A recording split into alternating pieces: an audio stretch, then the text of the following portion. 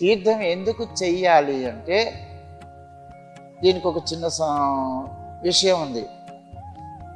గంగా పాపం అని. ఈ గంగాలో మునగడం వల్ల, గంగలో స్నానం చేయడం వల్ల పూర్వజన్మ కృతం పాపం అన్నట్టుగా పూర్వజన్మలో చేసినటువంటి పాపం కానీ, ఈ జన్మలో చేసిన పాపం కానీ, తెలిసి తెలియక చేసినటువంటి పాప పరిహారం అనేది గంగా అనేది ప్రతి వ్యక్తి, కులాలకు, గోత్రాలకు, ప్రాంతాలకు, స్త్రీలు, పురుషులు, వయస్సు అనే భేదం లేకుండా ఎవరైనా సరే తన పాపం పరిహారము కావాలి అంటే గంగా స్నానం చేయాలి. ఆ గంగా స్నానం చేయడం వల్ల తనలో ఉన్నటువంటి పాపాలన్నీ కూడా పరిహారం అవుతాయి. అయితే ఇక్కడ చేసిన ఈ పరిహారము అవుతుంది అని చెప్పేసి అదే భావంలో ఉండి మాత్రం మనము పాపాలు చేస్తూ గంగలో మునిగితే ఆ గంగ మన పాపాలను పరిహారం చేస్తుంది అనేది మాత్రం నిజం కాదు.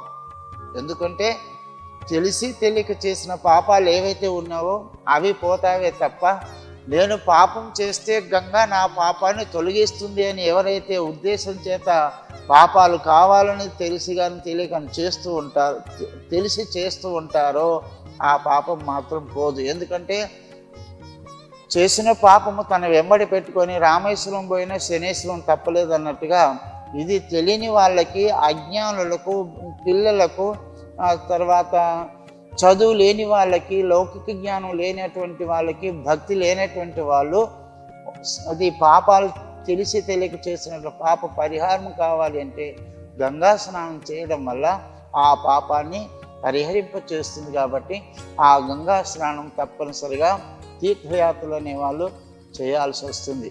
ఎందుకంటే మనం గంగలో స్నానం చేస్తాం. స్నానం చేసిన తర్వాత వెంటనే మనకు ఈ భూలోకానికి కాదు అన్ని లోకాలకు ప్రత్యక్ష దైవం ఎవరు అంటే సూర్యనారాయణుడు. స్నానం చేయడంతోనే మనం ఏం చేయాలి? సూర్యనారాయణ స్వామికి నమస్కారం చేయాలి, అర్ఘ్యం ఇవ్వాలి. ఈ విధంగా ఆ సూర్యుడి నమస్కారముతో, సూర్యుడి దర్శనముతో మనకేమవుతుందంటే భాస్కరాత్ ఆరోగ్యం ఇచ్చేయతు అని.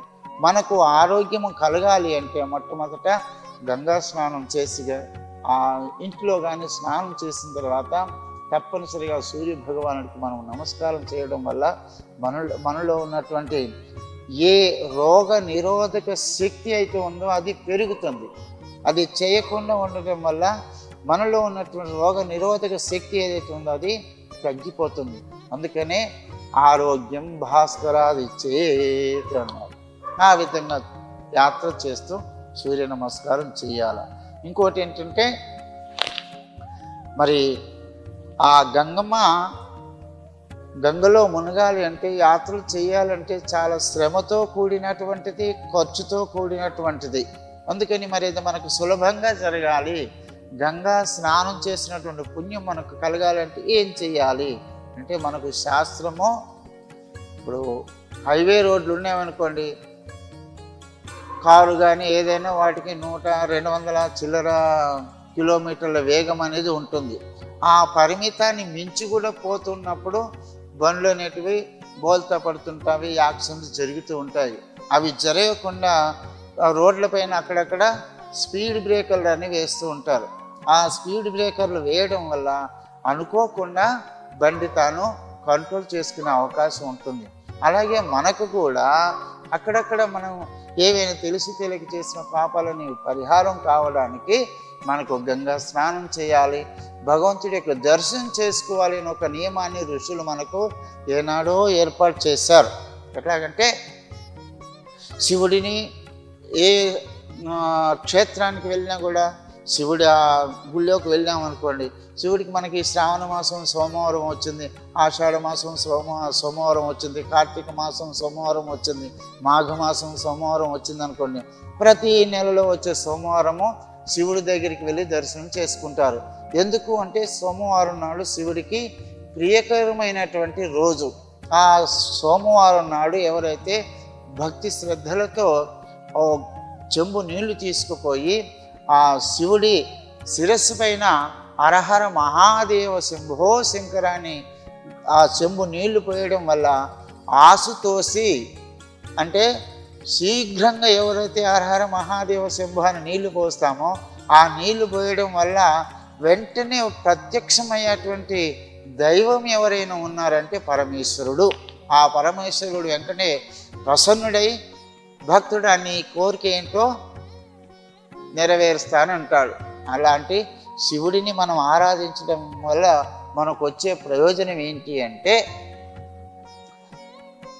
మనకు ఈ జీవం ఏదైతే మన ఆరోగ్యం బాగుంటుందో మనకు సంపూర్ణమైనటువంటి ఆయుష్ కలగాలి అంటే శివుణ్ణి ఆరాధించాలి అని మనకు స్తోత్రం చెప్తుంది.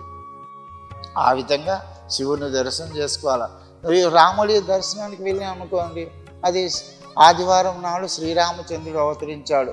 కృష్ణుడు కూడా ఆదివారం నాడు అవతరించినాడు, అష్టమి నాడు. అలాగే శ్రీరాముడు నవమి నాడు అవతరించినారు. ఆ రాముడి దర్శనం కానీ కృష్ణుడి దర్శనం కానీ ఆంజనేయ స్వామి శనివారం నాడు అవతరించాడు, మంగళవారం నాడు స్వామికి ప్రియమైన రోజు. అలాగా ఒక్కొక్క దేవుడికి ఒక్కొక్క వారము మన సనాతన మన హిందూ ధర్మములో నియమించడం జరిగింది. గురువారం వాళ్ళ గురువు దర్శనానికి వెళ్ళడం జరుగుతుంది. అట్లాగే ఈ బుధవారం అనేది ఏంటంటే దత్తాత్రేయుని సేవించేటువంటి చక్కని రోజు అని నియమాలు చెప్తూ ఉంటుంది. అట్లాగా మనకు శ్రీమన్నారాయణుడి దర్శనంతో మనలో ఉన్నటువంటి ఏ ఏ పాపాలు అయితే ఉన్నావో అవన్నీ కూడా మనకు పరిహారం అవుతూ ఉంటాయి. మరి రాముడి దర్శనముతో రామ విగ్రహవాన్ అని ధర్మాన్ని చెప్పినట్టుగా రాముడు సర్వధర్మాలకు నిలయం కాబట్టి మన ధర్మావతారుడిగా తన ధర్మాలను మనం ఆచరించడానికి అనుష్ఠించడానికి అనుగ్రహించేటువంటి దైవము రామనామముతో ఇహబల సుఖాలు కరతలామల్పమవుతాయి అనే ఉద్దేశం చేత రామ దర్శనం చేసుకోవడము. కృష్ణుడు మరి కృష్ణస్సు స్వయం భగవాన్ అని మనకు శాస్త్రం చెప్తున్నట్టుగా ఆయన సాక్షాత్ లీలామానుష విగ్రహుడిగా అవతరించడం జరిగింది. కృష్ణుడి దర్శనంతో మనకు మన సర్వ సంకట నివారణ జరుగుతుంది. అలాగే ఆంజనేయ స్వామి, వెంకటేశ్వర స్వామి ఇలాంటి మరి అమ్మవారు గణపతి కానీ గౌరీ కానీ వీళ్ళందరూ ఏంటంటే భక్త రక్షణ కొరకు యుగ యుగాలలో దుష్ట శిక్షణ శిష్ట రక్షణ చేయడానికి అవతరించి ఆయా సందర్భాలలో ఆర్తావిషన్నాశితులాశ్చభీతా ఘోరేష్ట వ్యాధిష వర్తమానా సంకీర్త్య నారాయణ శబ్దం మాత్రం విముక్త దుఃఖాసుకినో భవంతు అని మనకు విష్ణు సహస్రనామాల చివరిలో మనకు అందించినటువంటి చక్కని సూత్రం. ఆ విధంగా మనకు నారాయణుడి యొక్క ఆర్తితో కానీ అర్థార్థి కానీ జిజ్ఞాసి కానీ జ్ఞాని కానీ ఎవరైనా సరే ఆర్తితో భగవంతుని ఒక్కసారి నారాయణ అని పిలవడం వల్ల ఇహపర సుఖాలు కరతలం అవసరం కాకుండా సాక్షాత్ మోక్షం మనకు కలుగుతుంది అని చెప్పి మనకు సూత్రాలు మహాత్ములు చెప్తున్నారు. అలాగే ఈ తీర్థయాత్రలు గంగలో మునగడానికి మనకు శక్తి లేకపోయినా అక్కడికి వెళ్ళేటువంటి అవకాశం కలగకపోయినా అక్కడ గంగలో మునిగినటువంటి ఆ పుణ్య ఫలం మనకు కలగాలి అంటే ఏం చేయాలి అని ఒక సందేహం కలుగుతూ ఉంటుంది. అదేంటంటే ఇంటిలో కానీ మనకు అనుకూలంగా ఉన్నటువంటి కాలువలలో కానీ లేకుంటే నదులు అనుకూలంగా ఉన్న నదులలో కానీ వెళ్ళి మనం స్నానం చేసినప్పుడు ఆ స్నాన ఫలితం వస్తుంది. కానీ ఇంట్లో ఉన్నప్పుడు గంగా నది స్నానం చేసినటువంటి ఫలితం మనకు రావాలి అంటే మనకు చక్కని ఈ శాస్త్రం చెప్తుంది. గంగా గంగేతి బ్రూయాత్ యోజనానాం శతైరపి సర్వపాప వినిర్ముక్తో విష్ణులోకే మహీయతే. ఇది స్నాన ఫలితం. గంగా స్నానం కానీ నదీ స్నానం కానీ మనకి ఇంకా ఇంట్లో కానీ బావిలో నీళ్ళు కానీ ఎక్కడివైనా సరే అంగుల్లో మనం ఈ మంత్రం చెప్తూ ఉండాలి. ఏమని? గంగా గంగేతి యో బ్రూయాత్. గంగా గంగా గంగా అని 3 సార్లు ఇంట్లో ఉండి ఆ బకెట్లో నీళ్లు పట్టుకొని ఒక బావి దగ్గర నీళ్లు పట్టుకొని మనం తిప్పుతూ ఈ మంత్రం చెప్తూ ఉండాలి. గంగా గంగేతి బ్రూయాత్ యోజనానాం శతైరపి. 100 యోజనాల దూరంలో ఉన్నటువంటి గంగా కూడా గంగా గంగేతి బ్రూయాతి యోజనానాం సైతైరపి సర్వపాప వినిర్ముక్తో విష్ణులోకే మహీయతే. ఆ వ్యక్తి ఎవరైతే ఆ గంగా స్నానం చేయడం వల్ల ఎలాగైతే విష్ణు పదవిని పొందుతాడో ఆ విధంగా ఇంట్లో ఉన్నప్పుడు కూడా అంత ప్రయోజనం మనకు కలగాలి, అంత ఫలితం మనకు కలగాలి అంటే తప్పనిసరిగా మానవ మాతృడు గంగా గంగా గంగేతి అని 3 సార్లు ఉచ్చరించి స్నానం చేయడం వల్ల ఆ గంగా స్నానం ఫలితం జరుగుతూ ఉంటుంది తప్పనిసరిగా. అందుకని వందల యోజనాల నుండి ఆ గంగాలకు వెళ్ళి స్నానం చేయడానికంటే ఇంట్లో ఉండి, వీలు కాని వాళ్ళు అందరు కాదు, వీలైన వాళ్ళు వేరే రావడం మంచిదే, వీలు కానప్పుడు ఇంట్లో ఉండి అని కూడా గంగా గంగేతి ప్రియాతి యోజనానాం సతేరపి సర్వ పాప వినిర్ముక్తో విష్ణులోకి మహీయతే. ఇక్కడ మనకు మంచి సందేహం కలుగుతుంటుంది. ఏంటంటే గంగ ఎక్కడ ఉంటుంది? శివుడి జటాజూటంలో బంధింపబడుతుంది. మరి గంగా గంగా అనడం వల్ల కైలాసలోకం కలగాలి కానీ వైకుంఠలోకం కలుగుతుంది అని ఇక్కడ ఈ సూత్రంలో అర్థం ఉంది.